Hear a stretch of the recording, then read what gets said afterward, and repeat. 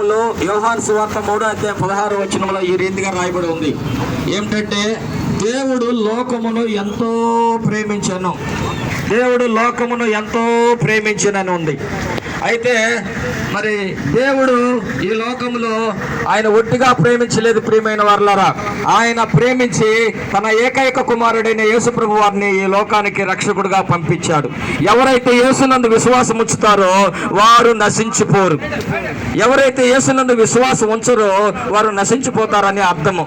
యేసునందు ఎవరైతే విశ్వాసం ఉంచుతారో వారు నిత్య జీవం అనేటువంటి ఒక మంచి భాగ్యం వారికి వస్తుంది.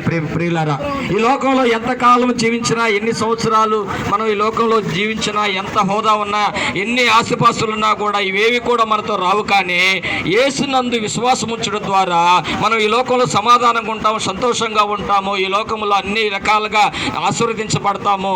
దేవుడు తద్వారా మనం మరణించిన తర్వాత నిత్య జీవంలోకి వెళ్తాం. ప్రియులారా, కాబట్టి ఈ యొక్క ఉదయకాల సమయంలో గూడూరు పట్టణంలో ఉన్నటువంటి అన్ని స్థానిక సంఘాల వారు, పెద్దలు, పాస్టర్లు, సంఘ పెద్దలు, దైవ సేవకులు, సువార్థికులు, విశ్వాసులు అందరూ కూడా మేము ఇక్కడ వచ్చి ఏక మనసుతో, ఏకభావంతో మరి ఇక్కడ ఎందుకు వచ్చినామంటే అందరూ రక్షించబడాలి. దేవుని వాక్యం ఈ రీతిగా సెలవిస్తుంది. అందరూ అంతటా రక్షింపబడాలి, అందరూ మారు మనసు పొందాలి, అందరూ దేవుడిని తెలుసుకోవాలి. నిజమైన దేవుడు రక్షకుడు యేసు ప్రభువు మాత్రమే. యేసు ఒక్కడే రక్షకుడు అని బైబిల్ గ్రంథం సెలవిస్తుంది. కాబట్టి భయపడవద్దు ప్రియులారా, ఏ విషయంలో చింతపడొద్దు, దిగులు పడొద్దు. దేవుడు రమ్మంటున్నాడు, దేవుడు పిలుస్తున్నాడు.